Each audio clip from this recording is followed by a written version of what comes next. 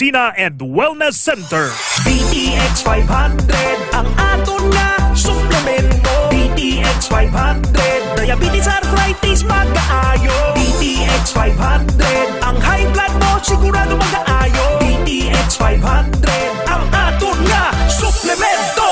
DTX 500 epektibo nga suplemento sa pagtapna sa mga balatian kasubong sang diabetes, arthritis, hypertension, kidney failure o kung sakit sa bato, cancer, cyst o kung tumor, kag madamo pa nga iban. DTX 500 mabakal sa Klinika de Alternativo Medicina and Wellness Center ni Dr. Ramil Uy sa kilid sang Robinson's Haro. DTX 500 ang health mo protektado. DTX Coffee Mix kape nga detoxify sang lawas. DTX Coffee Mix, DTX Coffee Mix, DTX Coffee Mix ang healthy coffee para sa tanan. DTX Coffee Mix, DTX Coffee Mix, DTX Coffee Mix kape nga detoxify sang lawas. DTX Coffee Mix, DTX Coffee Mix, DTX Coffee Mix ang healthy coffee para sa tanan.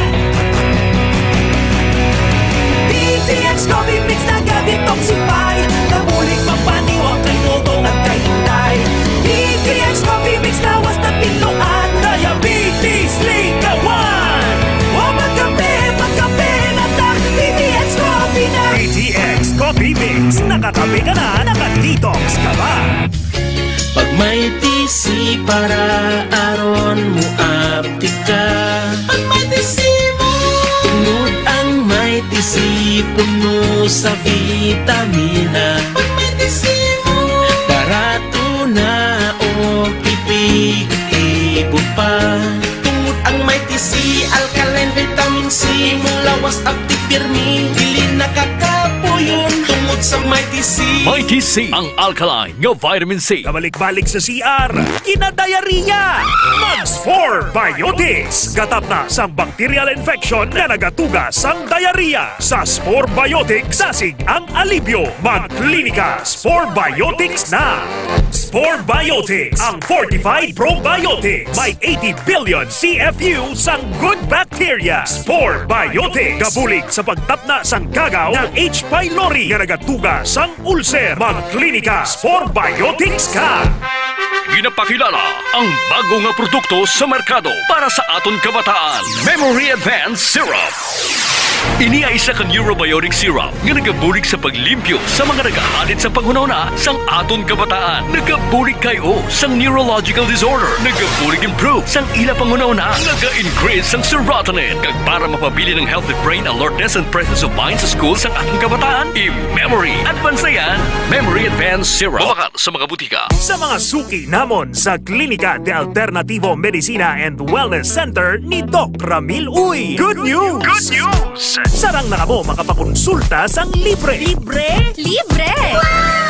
Yari ang mga masunod nga schedule sang consultation sa Pasay City Branch. Kada Lunes kag Huwebes, alas 9 sa aga hasta alas 3 sa hapon sa Salvacion Street Corner, A. Pan Street, Barangay Poblacion, Ilawod, Pasay City. Sa Kalinog Branch, kada Martes, Miyerkules, Huwebes, Biyernes kag Domingo, alas 8 sa aga hasta alas 5 sang hapon sa Costmart Kalinog. Sa Miagao Branch, kada Domingo kag Martes, alas 9 sa aga hasta alas 3 sa hapon sa Orbe Street, Baybay Norte, Miagao. Kag sa Iloilo City, kada Lunes, Martes, Miyerkules kag Biyernes, alas 8 sa aga hasta alas 3 sa hapon sa E. Lopez Street sa kilid sang Robinson's Haro. Ikaayong lawas halungan halin sa Klinika de Alternativo Medicina and Wellness Center ni Dr. Ramil Uy. Dali ka mga langaw! Ari na ang paborito natin niya ilaw!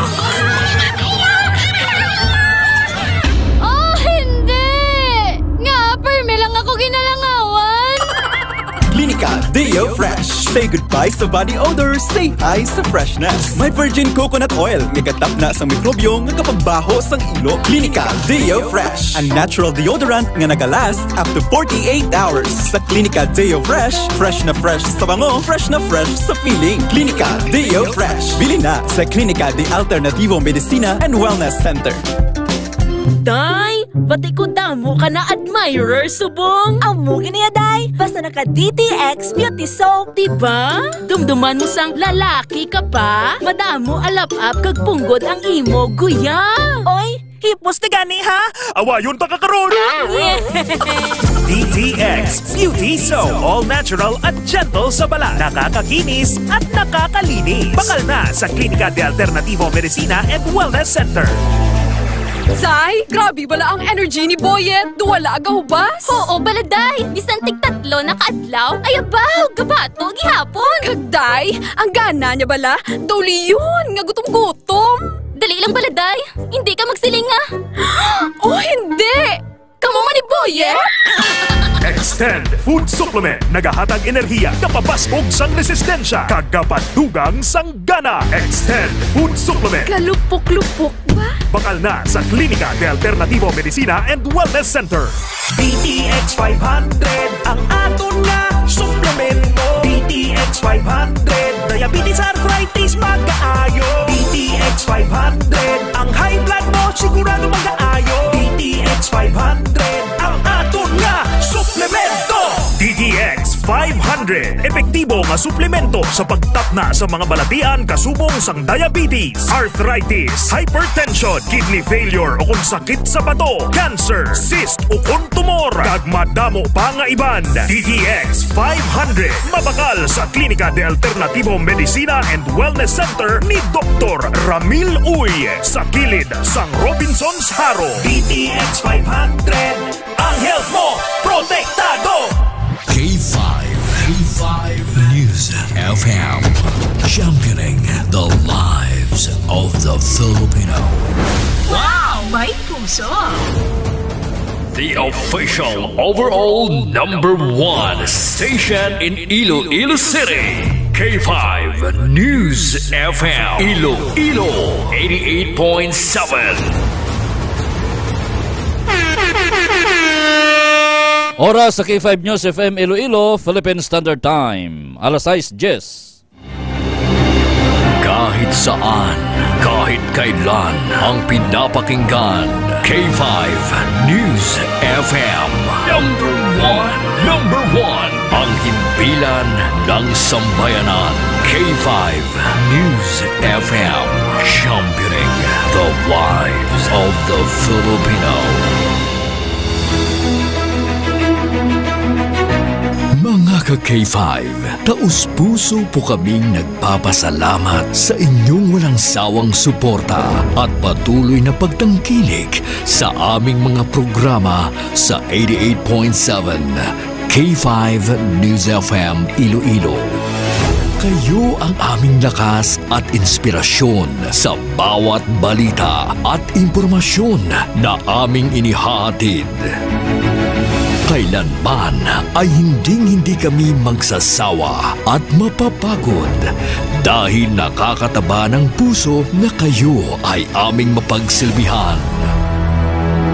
Ito ang nag-iisang kampiyon sa balita, kampiyon sa drama, kampiyon sa musika, kampiyon sa komentaryo at kampiyon sa serbisyo publiko. K5 News FM, championing the lives of the Filipino. Kampiyon sa balita, kampiyon sa drama, kampiyon sa musika, kampiyon sa komentaryo, kampiyon sa serbisyo publiko. Pantera noon, K5 News FM na ngayon. Ito ang kampiyon nga istasyon. K5 News FM, championing the lives of the Filipino. D3 Bio Evening Newscast. The latest and the most comprehensive news of the day. Dito lang mapapakinggan sa D3 Bio Evening Newscast. Mga naglalakihang mga balitang lokal. Balita mula sa Luzon, Visayas at Mindanao. Mga balita sa labas ng bansa. Balitang sport at mundo ng showbiz. D3 Bio Evening Newscast. At ngayon, narito na ang inyong K5 News Team. Ka-K5, Sunny Sarabia Punay at Kimberly Caluyo. Maayong gabi Iloilo, magandang gabi Pilipinas, good evening world. Welcome sa D3 Bio Evening Newscast. Miyerkules nga adlaw, Pebrero 26, tuig 2025. Mga ka-K5, sarang kita mabatian sa 88.7 sa inyo tagsa ka mga FM dial. Makitan kag mabatian man kita worldwide. Pinaagi sa aton official Facebook page ang K5 News FM Iloilo 88.7 Digital. Sa gihapon sa ngalan sang serbisyo publiko, kami ang inyong mga tagbalita. Ini si K5, Sunny Sarabia Punay. Kag ako naman ang inyo alagad, ako si ka-K5, Kim Montaño Caluyo. Sa mga pangulong dinalan, ginadulong sa kaluan sang D3 Bio, nahimo sa vitamin D3 kag virgin coconut oil. Sa mga nagabalik-balik ang hilanat ubok kag sipon, kag para makalikaw kita sa dinggi, magtumar sang D3 Bio sang Klinika de Alternativo Medicina. Natural nga antiviral kag antibacterial, gani kung gusto nyo mag-ayo, mag D3 Bio. Sa balita lokal, si man nga napikon sa pagpangsunlog, gintiro sang barangay Kagawad sa Banwa sang Lambunaw. Ginapahayag plano nga pag-suspend sang Public Transportation Modernization Program resulta sa mapanawagan sang nalain-lain nga transport organizations suro sa No to POV Phase Out Coalition Panay. Parao Regata, magatiglawa sa Iloilo para sa Aliwan Festival. Samtang dinagyang festival pagatutukan ang international invitations. Sa dugang balitang lokal, Iloilo City Health Office hugot nga ganabantayan ang mga border sa syudad. Sa balita nasyonal, Presidente Marcos ginpangunahan ang inaugural distribution sang cash gift sa mga kwalipikado nga mga benepisyaryo sang Expanded Centenarians Act of 2024. Sa dugang headline sa Balitang National, Korte Suprema, ginpaatag si Francis Marcos sa pag-atras ni sa eleksyon. Balita international, mga napatay sa Gaza, naglabot na sa malapit sa 50,000. Sa ato naman balita sa patagsang sports, Los Angeles Lakers wala ginpaslaw ang mga NBA fans sa ilahampang kontra Dallas Mavericks. Kag sa aton balita sa patagsang entertainment, Bianca Gonzalez ginakabalakan ang paglaptas ng Death Hawks sa social media. Gagamay ito ba ng aton mga headlines sa aton nagapanguna kag nagabaga nga mga balita nga una ninyo mabatihan sa K5 News FM Iloilo apang sa mapamantalaan buwas pa mabasahan. Philippine Standard Time alas 6:16 kag karon sa detalye na sa aton mga balita. Balitang lokal. Ang masunod nga mga balita lokal nga inyong mabatian, igadulong sa kaluan sang Klinika DTX Coffee Mix with ampalaya, chia seeds, and desugared sugar cane extract powder. Para sa may mga diabetes o kunyara na sa bibi sang pagka-diabetiko nga bawal na mag-inom sa kape nga puro lang kalamay, mag-Klinika DTX Coffee Mix na. Nakapangapi ka na, nakadetox ka pa. Ginoperahan sa nawalang paa ang siman matapos ng gintiros ang iya kumpare nga kagawad sang barangay Misi, Lambunaw, Iloilo alas 11:45 sang gabi. Ginkilala ang biktima nga si alias Nonoy, 54 anyos, kag ang kagawad nga suspek amo naman si alias Jan, 44 anyos, residente sang nasambit nga lugar. Sa interview sang K5 News FM Iloilo kay Police Staff Sergeant Rizan Larusa, investigador sang Lambunaw Police Station, ginpayag sini nga ginpatawag ni alias Jan ang mga tanod sa ila barangay sang mag-abot si alias Nonoy kung saan lunsayar sa impluensya sa makahalubog nga ilimnon ang mga ini. Nagsunluganay ang duha tubtob nga napikon si alias Nonoy kag ginsumbag si alias Jan samtang gintambaga naman sila sa mga tanod kag iban pa kag nagapauli sa ilatag sa mga panimalay. Apang lipod sang ihibalo sang biktima nga wala na baton sa kagawad ang nasumbagat ini, rason nga nagkuha ini sang 12-gauge shotgun sa ilang abalay kag ginkadtuan si alias Nonoy nga nagapungko sa guwa sang ilapulian kag gintiro sang 3 ka beses. Na-recover sa crime scene ang 3 ka empty shells sang 12-gauge shotgun. Isa naman kapilas ang naangkon sang biktima nga yara na karon sa mayong kahimtangan kag wala naman ini sang plano nga magpasaka sang kaso batok sa iya kumpare bangod man lamang nga manugbalik na ini sa pagsakay sa barko. Sa dugang balitang lokal, nangin palagyan ang mga paghulag kag panawagan sang nalain-lain nga transport organization sa pusod sa ginapahayag plano sang bagong nga tiglikom sang Department of Transportation o kon DOTR nga temporaryo nga masuspend ang Public Transport Modernization Program o kon PTMP. Sa interview sang K5 News FM Iloilo kay Mr. Elmer Foro, ang lead convener sang No to POV Phase Out Coalition Panay, iya ginpahayag nga mahimo ini o kon mahimo ini man ang mangin paagi agon maduso ang pagparehistro sang unconsolidated traditional jeepneys. Dugang pa niya, mahimo man makonsiderar ang hindi pagpatuman sang mandatory consolidation Pagpatuman o kung hindi man pagpatuman sang Local Public Transport Route Plan o kung LPTRP, kagamo man ang pag-imbestigar sa ginaaligar korupsyon nga nagakatabo sa mga transport cooperatives. Payag pa sang natungdan nga hindi sila kontra sa modernisasyon apang luyag lamang nila sang patas nga transition nga hindi matapakan ang mga magagmay nga driver kag operator. Nahibaluan nga ginpahayag ni Senate President Francis Chis Escudero nga ini ang isa sa ilan na istoryahan sang bago nga tiglikom sang DOTR nga si Secretary Vivencio Vince Dizon. Sa pihak nga bahin pagabuslan sang Parao Regatta Festival ang dinagyang festival nga magatiglawas sang Iloilo City sa masunod nga Aliwan Festival. Suno kay Joyce Clavicillas, Executive Director sang Iloilo Festival Foundation Incorporated o kon IFFI, nga plano nila nga ipadala ang Parao Regatta Festival agud nga makilala pagid ini sa bugos nga Pilipinas. Dugang pa sa natungdan magatutok ang dinagyang festival sa mga international invitations kag competition. Nahibaluan man nga subong nga tuig wala sang Aliwan Fiesta bangod sa conflict sang schedule.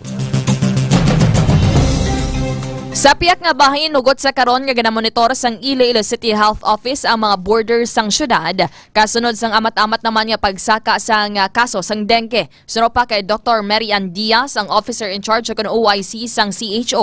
Padayon ang ila pagbantay sa Buntatala Haro nga malapit sa Banwa sang Leganes, Mandurriao nga malapit sa Banwa sang San Miguel, kag Arevalo nga malapit naman sa Banwa sang Oton.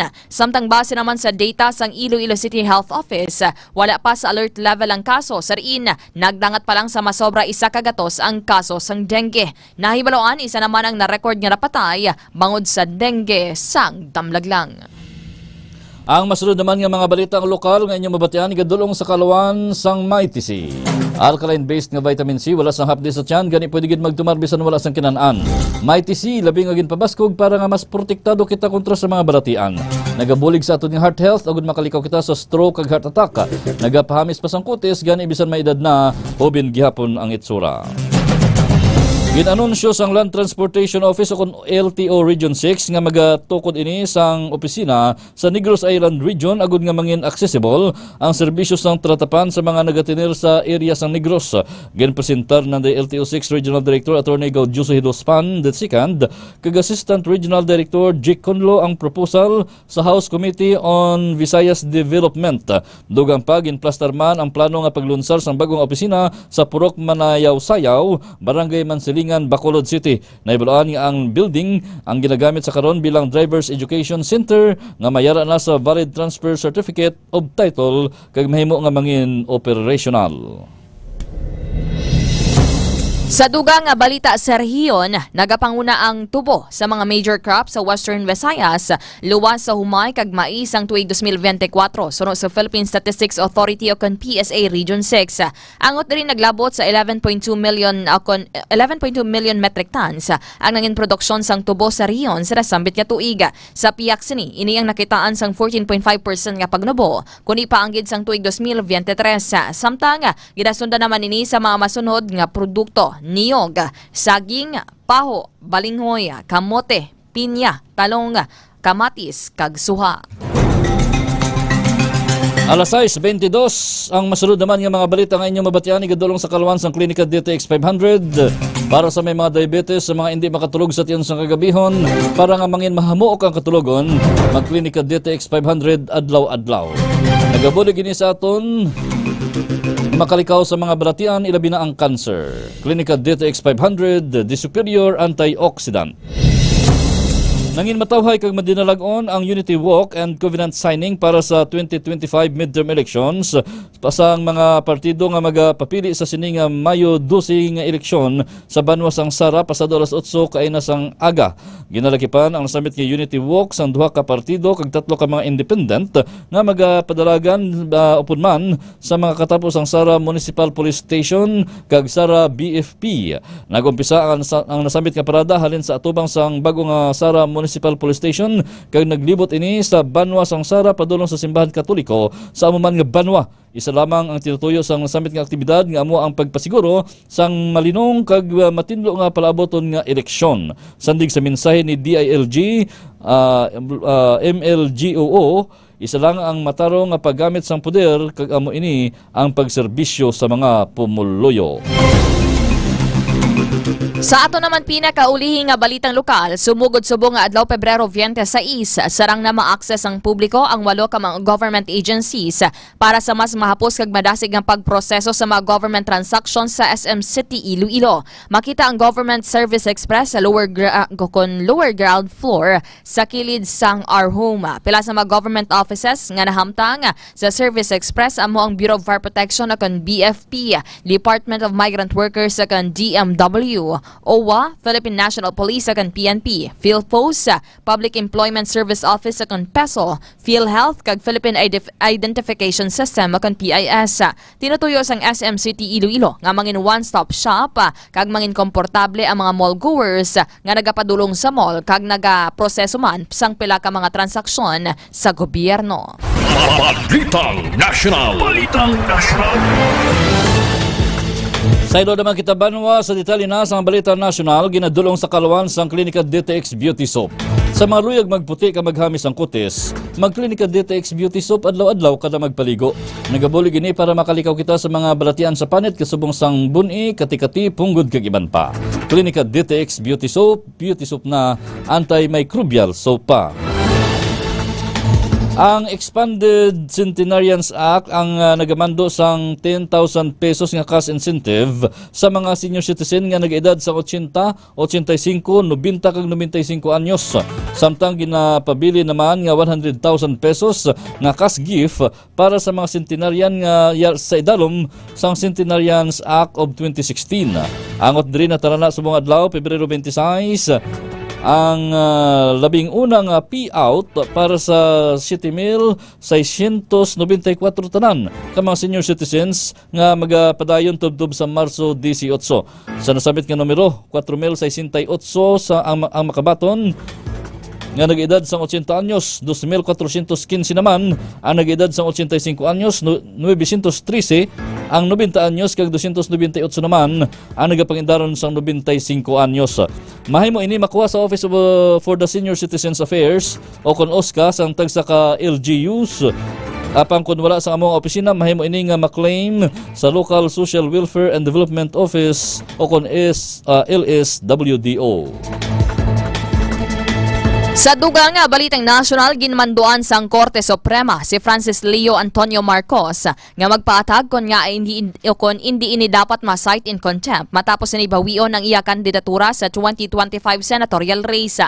Sang Enero 21 2025, matandaan nga ginpahanugutan sang Korte si Marcos nga magpapili matapos ini nga mag-issue sang temporary restraining order kan TRO batok sa Commission on Elections sa COMELEC. Una na nga deklarar si Marcos bilang isa ka nuisance candidate sang COMELEC sang December 2024 matapos ini nga ginpasugtan sang korte nga magpapili sa pagkasenador na pagdesisyonan o kung nadesisyonan man sini nga bawion ang iya kandidatura sinigid lamang nga Enero 2025. Sunod naman kay Supreme Court spokesperson Attorney Camille Ting, ginmanduan sang Supreme Court si Marcos nga magpaatag sa sulod sang 48 ka oras kung nga hindi ini dapat ma-cite in contempt bangod sa iya mga akto nga nagapakita nga wala ini sang respeto sa proseso sang Korte Suprema. Ini nga bahin sa aton mga pagbalita, ginadulong naman sa Kalawan sang Klinika Dio Fresh Dio Roll-On. Pagkatapos paligo, hindi gid magkalipat magamit sang Klinika Dio Fresh Dio Roll-On para nga priska ang pamatyagan sa bilog nga adlaw. Naghatag sang 48-hour protection kontra sa bahong balhas. Klinika Dio Fresh, the natural Dio Roll-On. Nagpasalig si Department of Interior and Local Government o kon DILG Secretary John Vic Rimulya nga pagapasakaan sang kaso ang sinuman nga mga miyembro sang Philippine National Police o kon PNP nga may kangtaran sa partisan politics. Sa isa ka pahayag sang Sabado, ginatagan pagtamod ni Rimulya nga ang iya saad nga ipatuman ang layi batok sa mga PNP personnel aman kabahin sang politika. Samtang sunod naman kay PNP Chief General Romel Francisco Marbel nga ang kapulisan ang magapabilin nga apolitical, impartial kag nagafocus gid lamang sa pagpabilin sang kalinong. Sa dugang balitang nasyonal, nagbisita si Vice President Sara Duterte sa haya ni Corporal Rovic John Buniao sa Aloran, Misamis Occidental agod makigunong kag personal nga magpaglabot o kon magpalabot sang buliga. Napatay ang nasambitan nga soldado sa engkwentro sa mga miyembro sang New People's Army o kon NPA sa San Jose Occidental, Mindoro sang Pebrero 11. Luwas naman sa pakigunong sa napatay nga soldado, nagupod man ang Vice Presidente sa mga residente sa nasambit nga lugar. Balita International.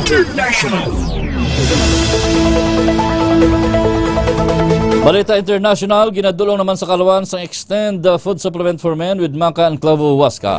Sa mga madasig kapuyon, kag pirmi lang ginakapoy, sa maluya ang tuhod, mag-extend food supplement for men. Nagabulig ini para mag-ayo ang aton sining blood circulation, kag nagapataas ang libido para nga mangin maayo ang performance. Extend food supplement for men. Ginpagwa sang Gaza Health Ministry ang numero sa mga napatay sa nagapadayon nga pagpangatake sang Israel. Suno sa Health Ministry sang Gaza, yara sa 48,348 ang mga napatay humalin sa nagatake ang Israel sang October 7, 2023. Nagalabot naman sa 111,761 ang napilasan nga mayoriya sa maini ang padayon sa gyapon nga ginabulong. Madamo naman ang na-report nga missing kag posible natabunan sang nawasak nga mga infrastruktura kag ginalauman naman nga napatay bangod sa kadugayon nga nadula ang mga ini. Madumduman nga ginakusaran sa Hamas ang Israel nga naglapas sa ila ginapatuman nga ceasefire. Sa dugang balitang international, nagapabilin nga yara sa kritikal nga kondisyon si Pope Francis sa ikaapat nga adlaw sini sa padayon nga pakigbato sa double pneumonia apang naghagan-hagan ang nabatyag sini matapos nga wala nasang na-eksperyensyahan nga respiratory crisis suno sa Vatican.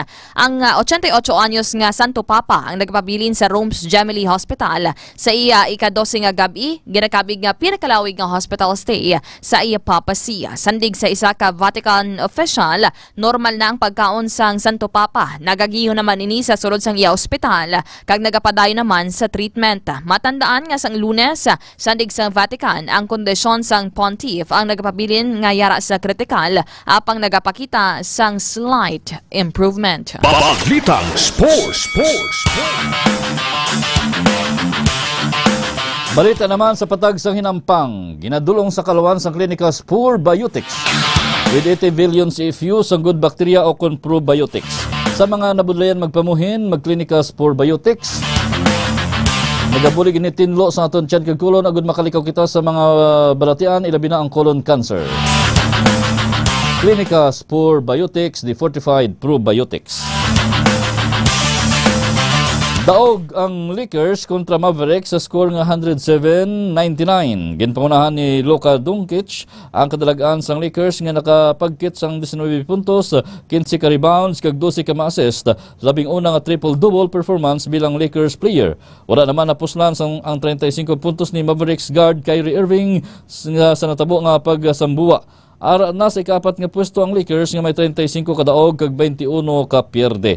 Samtang ang Mavericks naman ang nagpanaog sa ikasyam nga pwesto nga may 31 kadaog kag 28 ka pierde sa Western Division sa nagapadayon nga 2024-2025 NBA regular season. Balita Entertainment.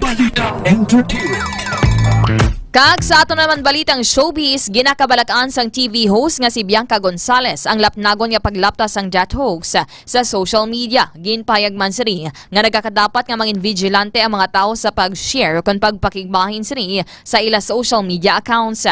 Dugang pa ni Bianca, hindi manami nga magpagwa sang anunsyo nga nagtaliwan na ang isa ka tawo bisan wala pa ini sang kamatuoran. Sunod naman sa mga fans ring ang mga nagapalapta sa mga balita ang ginapayag mga trolls nga nagabaton sang bayad. Samtang sa ato naman pinakamaayo nga balita sa 1 John 4:9 nagasaling, ginpakita sang Dios ang iyagugma sa aton paagi sa iya nga pagpadala sang iyabugto nga anak diri sa kalibutan, agod nga paagi sa iya makabaton kita sang kabuhi nga wala sing katapusan. Philippine Standard Time alas 6:33. Kag amay tuban mga kabugusan sa ato nagapanguna nga mga balita sa D3 Bio Evening Newscast. Mga ka-K5, good evening gid sa aton sini nga mga suking at tagpalamati kay Mr. Boyet Parcon sang Western Visayas Transport Cooperative kay Mr. Hali Alcarde ang iya General Manager. Dira sa aton Mobile Taxi Patrollers sa aton K5 Iloilo Solid Supporters Chapter 1 and Chapter 2 kay Mami Immaculate dira sa may distrito sang La Paz kag kay Sir Ricky Manaay dira sa may distrito sang Mandurriao. Mga ka-K5, padayon kamo nga mag-like, mag-follow kag share sa amon official social media pages ang K5 News FM Iloilo 88.7. Makitan kami sa amon nga Facebook page, sa amon nga YouTube channel, and of course, sa amon TikTok account. Bantayan ang mga programa sa gabi sa K5 News FM Iloilo alas 7 tubto alas 9. Ang programa Phone Palapod kay K5 Troy Tisoy. Alas 9:30 tubto alas 12. Ang palatuntunan K5 Night Watch pod kay K5 June Kapulot. Kag ang programa Drama Rihas Mabatian alas 4 tubto alas 4:30 sa hapon. Ining mga pagbalita ginadulong man sa inyo buylog ni K5 Ray Espiha Umalay nga palangga gid ang mga taga-pututan. Sa ngalan sa bugos nga puwersa sa K5 News Center, sa gihapon kami ang inyong mga tagbalita. Ini si K5 Sani Sarabia Punay. Kaga ko naman ang inyo alagad, ako si K5 Kim Montaño Caluyo. Para sa kampiyon nga balita, serbisyo publiko kag kalingawan sa Iloilo, number 1 na kita.